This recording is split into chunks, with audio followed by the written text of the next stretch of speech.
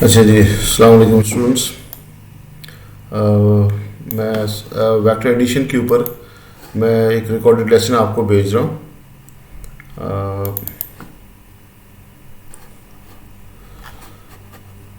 Normally जब हम vector एडिंग्स की तरफ जाते हैं तो हम दो रूल्स हमारे कंसिडरेशन में आते हैं, एक पैरेललोग्राम का और एक टिप टू टेल रूल। तो बेसिकली अगर आप टिप टू टेल रूल या हेड एंड टेल रूल के ऊपर ही फोकस करें तो आपको दूसरे रूल की ज़रूरत ही नहीं पड़ती है। ठीक है, तो यहाँ से मैं आपको बताता हूँ normally tip and tail rule में होता क्या है। आप एक वेक्टर ड्रॉ करते आप सबसे पहले स्टेप नंबर वन के ऊपर आप एक स्केल ड्रॉ करते हो। स्केल लेते हैं जो कि आपके पेज के साइज़ के लिहाज से जो वेक्टर आप ड्रॉ करें वो स्केल सूटेबल हो और वो ड्राइंग उस पेज में फिट इन हो जाए। सेकंड स्टेप के ऊपर आप वेक्टर ड्रॉ करते हो according to the scale to drawing according to that scale. ठीक है, स्टेप नंबर 3 में आप tip and tail rule use करते हो, रूल फॉर एडिंग। फिर देन स्टेप 4 में आप रिजल्टेंट ड्रॉ करते हो,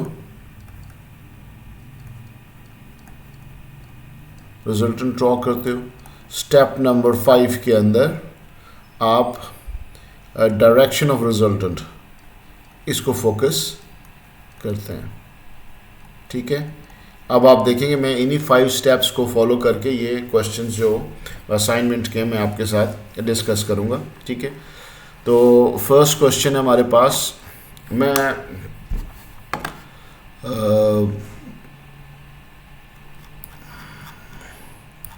वो कहता है कि जी एक बोट है, उसके ऊपर जो रिवर का फ्लो है वो इस डायरेक्शन में, ये जैसे नज़र आ रहा है डायरेक्शन रिवर का, ये इसको हिट करती है।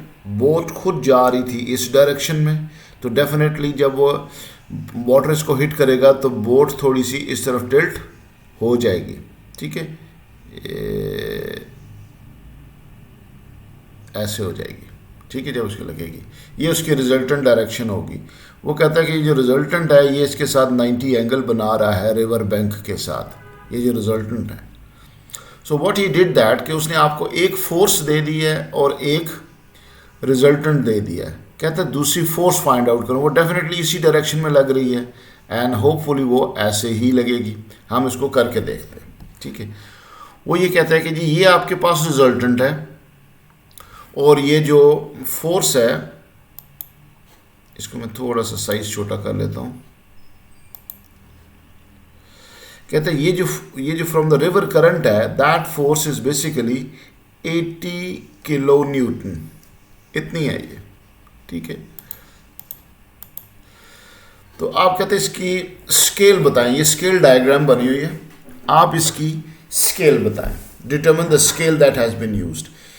आप इसको मेजर कर लें, यहाँ से लेके यहाँ तक आप इसको मेजर कर लें। आपके पास तो स्केल होगा, आप मेजर कर लेंगे। सपोज दैट इज 4 सेंटीमीटर, ये जो लेंथ है 4 सेंटीमीटर। 4 सेंटीमीटर किसके इक्वल है? That is equal to 80 kilo newton. तो फिर 1 सेंटीमीटर किसके इक्वल हुआ? 20 किलो न्यूटन के इक्वल हुआ। ठीक है, ओके फाइन। फिर वो कहता है कि सेकंड फोर्स ड्रॉ करें। सेकंड फोर्स, अब हमने यूज ये किया हुआ है कि हमारा पहला स्टेप था स्केल ड्रॉ करना, वो हमने कर दिया। दूसरा स्टेप था वेक्टर्स ड्रॉ करने, वो इधर हुए हुए हैं।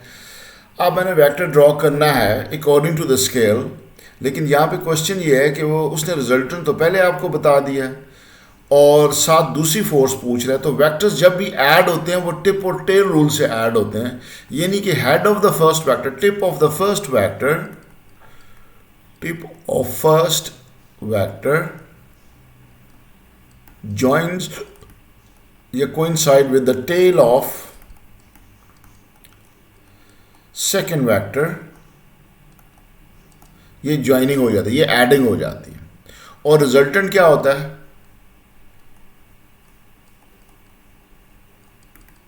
tail of the first vector, tail of first vector joins head of last vector.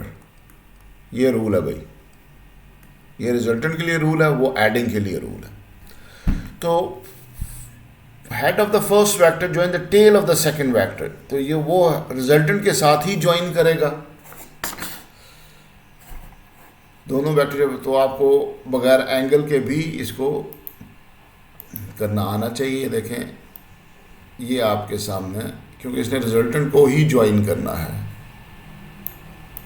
तो ये आपके पास दूसरा वेक्टर बन जाता है।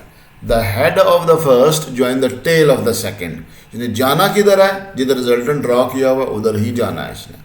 अगर रिजल्टेंट गिवन ना होता तो एंगल गिवन होता कि ये वेक्टर जो है वो कैसे ड्रॉ होगा, ठीक है। ओके, तो अब इसकी लेंथ आप फाइंड आउट कर लें। Suppose its length is 10 centimetre, 10 centimetre है इसकी लेंथ। अब 1 सेंटीमीटर 20 किलो न्यूटन है, तो 10 सेंटीमीटर आपके पास 200 किलो न्यूटन बन जाएगी, ठीक है जी। अब फर्दर इसकी डायरेक्शन का वो पूछता है कि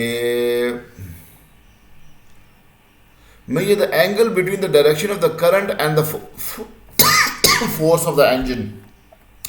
ये फोर्स ऑफ द इंजन है, ये एंगल करना है। तो आपके पास ये डायग्राम ड्रॉ हुई है, आप प्रोटेक्टर लेकर इसे ड्रॉ कर लें। जिनका मैथ अच्छा है वो tan y/x करके कर लें, tan theta is equal to y/x करके कर लें।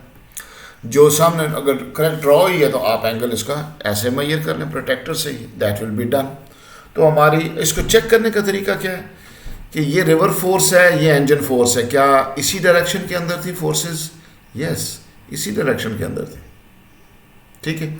अब इसके अंदर मैंने एक्सप्लेन आपको ये भी किया था कि आप इस फोर्स को इधर ही, अगर मिसाल के तौर पे आपके पास ये फोर्सेस गिवन है, एक ये मॉडल गिवन है, दिस इज द मॉडल, ये मॉडल गिवन है, और दूसरी फोर्स ये गिवन है, और बीच में एंगल गिवन है सपोज 120 डिग्री, ठीक है। तो अगर ऐसी सिचुएशन गिवन होगी तो फिर रिजल्टेंट कैसे निकालना है आपने? तो आपने स्केल लेके इनको ड्रॉ किया, तो ये जो वेक्टर था इसको पीछे ले आए, बैकवर्ड मूव कर दें लाइन ऑफ एक्शन में। आप आगे भी जा सकते हैं, पीछे भी जा सकते हैं, ये दो डायरेक्शन आपके पास हैं, इसके साथ भी, इसके साथ भी। तो आप एरो इधर ही लगाएं जिधर उसकी डायरेक्शन है। तो ये आपका हेड और टेल ज्वाइन हो गया। जब ये ज्वाइन होगा और इनके size they are according to some scale, तो आप इसको फिर ऐसे कर सकते हैं। अगर ये इसका साइज उसी हिसाब से जैसे मैंने करंट सिचुएशन रखी हुई है, तो फिर आप इसकी टेल को, tail of the first vector joins the head of the last vector, तो ये आपका रिजल्टेंट आ जाता है। एक बच्चे कहते हैं कि सर जी ये है हमारे पास 2 वेक्टर्स हैं, हमने इसको जो मूव किया तो हम इसको मूव कर लेते हैं। ऐसा कर सकते हैं आप, बिल्कुल कर सकते हैं, इसको सीधा मूव कर लें, ये आपका हेड और टेल बन गया, ठीक है। ये फर्स्ट वेक्टर हो गया, ये सेकंड वेक्टर हो गया, तो फर्स्ट वेक्टर की टेल को सेकंड के साथ ज्वाइन कर दें, उसी डायरेक्शन में रिजल्टेंट बनेगा जिस डायरेक्शन में ऊपर वाली डायग्राम का बना था, ठीक है। अब फिर आगे चलते हैं। मैं थोड़ा सा तेज़ इसलिए मूव करूँ कि आपके पास ऑप्शन है इसको रिवाइंड करके देखने का। ये हमारे पास 2 फोर्सेस हैं, ये दोनों एलिफेंट इसको पुश करें, एक इस डायरेक्शन में और एक इस डायरेक्शन में। ये इधर लगा रहा है, तो अगर मैं ये इसको ऐसे कर दूं कि दिस इज़ 4 किलो न्यूटन इस डायरेक्शन में, तो देखें ये हेड और टेल के साथ ज्वाइन हो जाता है और सीधा इस डायरेक्शन में आपका रिजल्टेंट आ जाएगा। तो मैं ऐसा करता हूँ कि जो रूल हमने सीखे उसी को अप्लाई करते हैं। पहले स्केल बनाते हैं। 4 किलो न्यूटन, अगर हम 1 centimetre is equal to 1 kilo newton, then 4 centimetre is equal to 4 kilo newton, 6 centimetre is equal to 6 kilo newton. Second step में इनको ड्रॉ करते हैं। इसको 4 सेंटीमीटर ड्रॉ कर दिया, ये दोनों का एंगल 90 आ रहा है। आपने खुद ये सेंस करना है, क्योंकि सामने नज़र आ रहा है ये 90 एंगल है परपेंडिकुलर टू ईच अदर। तो आप इसको यहाँ से ऐसे ज्वाइन कर लें। ये दूसरा वेक्टर आ गया आपके पास, ये 4 सेंटीमीटर, ये 6 सेंटीमीटर। लेकिन ये टिप और टेल रूल के इन अकॉर्डेंस नहीं है। तो टिप और टेल के इन अकॉर्डेंस करने के लिए आप या इसकी लाइन ऑफ एक्शन को बड़ा कर दें या इसकी लाइन ऑफ एक्शन को आगे इंक्रीज कर दें। तो आप ऐसा करते हैं कि हम इसकी लाइन ऑफ एक्शन को उतने सेंटीमीटर, जितने सेंटीमीटर ये वेक्टर है उतनी हम आगे एक्सटेंड कर लेते हैं। अब ये हेड और ये टेल, और रिजल्टेंट बनेगा फर्स्ट वेक्टर के हेड को फर्स्ट वेक्टर की टेल को सेकंड वेक्टर के हेड के साथ। तो इसको आप मेजर कर लेंगे, जितने सेंटीमीटर होगा उतने किलो न्यूटन आपकी रिजल्टेंट फोर्स होगा।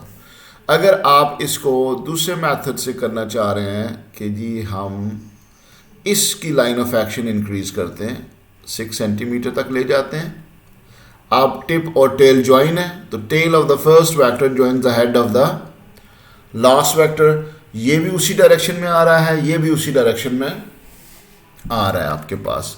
तो ये आपके पास रिजल्टेंट बन जाता है, ठीक है। अच्छा, उसके बाद हमारे पास ये ऑब्जेक्ट फॉल कर रहा है 8.4 सेंटीमीटर से, और इसको राइट साइड पे विंड एक्ट कर रही है, राइट साइड पे विंड, ये विच इज 6.3।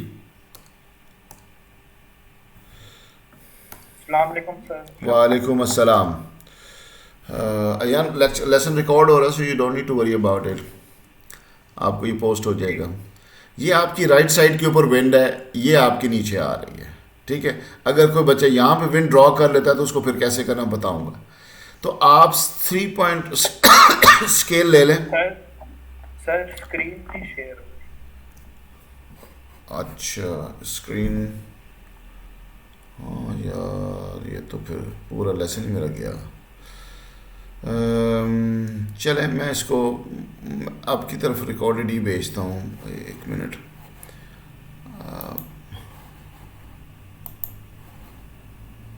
आपके पास आ रहा है स्क्रीन। आया ना आतिफ, आप सोए हुए थे, आप नहीं बता सकते थे?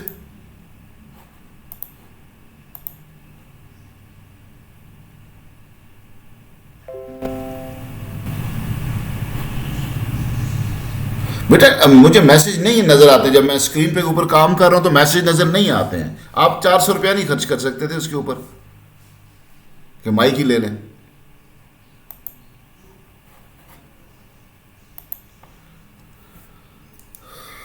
अच्छा, ये हमारे पास है जी 6.3 सेंटीमीटर ये ड्रॉ किया, और ये इधर ड्रॉ हुआ है 8.4 मीटर पर सेकंड।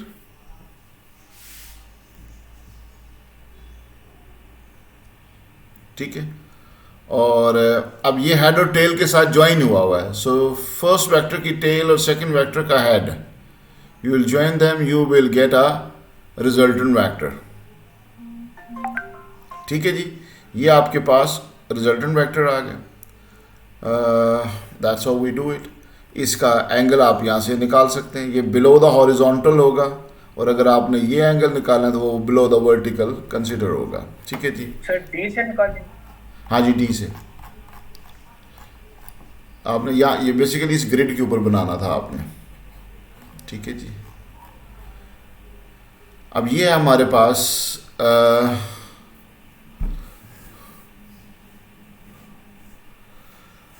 हमारे पास फ्री बॉडी डायग्राम है जी, कि जी ये वेक्टर है,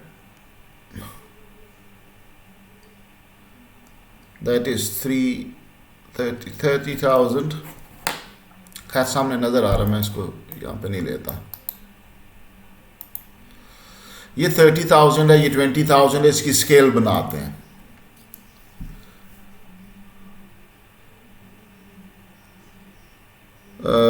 आपके पास 1 centimetre is equal to 5,000 newton, तो फिर 6 सेंटीमीटर हो जाएगा आपके पास 30,000 न्यूटन के, और ये आपके पास 4 सेंटीमीटर हो जाएगा।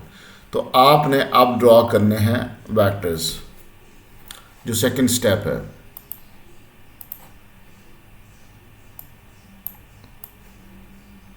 ये आपका 6 सेंटीमीटर,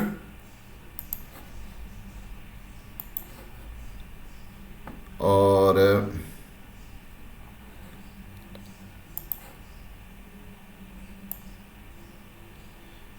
ये आपका हॉरिजॉन्टली विद 20 डिग्री एंगल लेकर आपने 4 सेंटीमीटर ड्रॉ कर देना।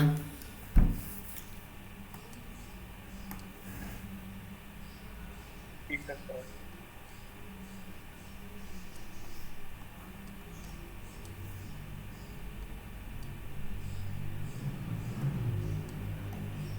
लेकिन ये अब जॉइंट नहीं है क्योंकि इसमें हेड और टेल रूल यूज नहीं हो रहा, तो हमारे पास क्या होगा फिर?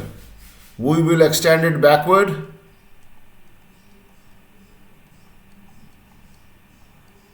ठीक है, 4 सेंटीमीटर बैकवर्ड एक्सटेंड कर दें इसको, और इधर एरो लगा दें। ये आपका हेड एंड टेल बन जाएगा। जब हेड एंड टेल बन गया तो फर्स्ट वेक्टर की टेल लास्ट वेक्टर के हेड के साथ ज्वाइन की जाती है हमेशा।